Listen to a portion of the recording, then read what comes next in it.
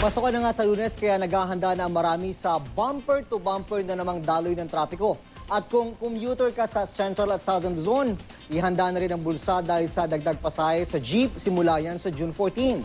Balitang hatid ni Lala Roque. Matinding trapiko at agawan sa sasakyan. Ang sakit ng ulong dulot niyan kapag sumabay na rin sa pagko-commute ang mga estudyante sa Hunyo, palalain pang lalo ng dagdag namang pabigat sa bulsa.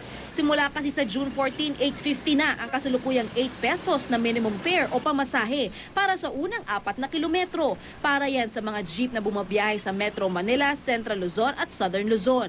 Ang kada kilometrong sobra sa 4 na kilometro, may dagdag namang 150.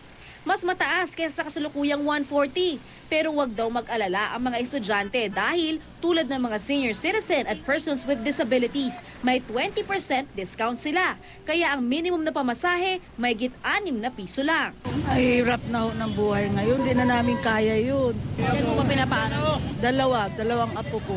So dalawang dagdag sa pasahe? Oo, malaking bagay din yun eh. Kung tutuusin, mababa pa nga raw ang dagdag pamasaheng inaprubahan ng LTFRB kumpara sa 2 pisong dagdag na hiling ng transport groups. Magiging malaki ang kanyang impact sa ekonomiya na makaka-apekto na rin sa kanilang mismong hanay. At ito ay magdudulot ng pagtaas ng inflation.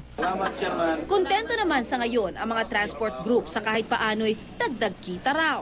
Sa short route, yung 4 kilometers, 100 piso ang dagdag nakita sa kanila. Ang pakiusap lamang po namin sa mga senior citizen at saka sa mga student, wag na kayo magbigay ng buo.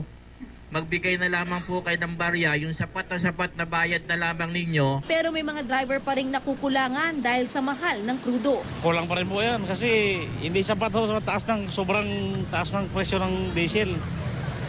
Medyo alanganin pa rin kami sa 50. Gate ng LTFRB, tanging mga jeep lamang ang magkakaroon ng dagdag pasahe. Hindi raw kasama dito ang mga bus at taxi. Hindi rin daw pwedeng maningil ang mga driver ng dagdag pasahe hanggat wala silang fare matrix. Lala Roque, GMA News.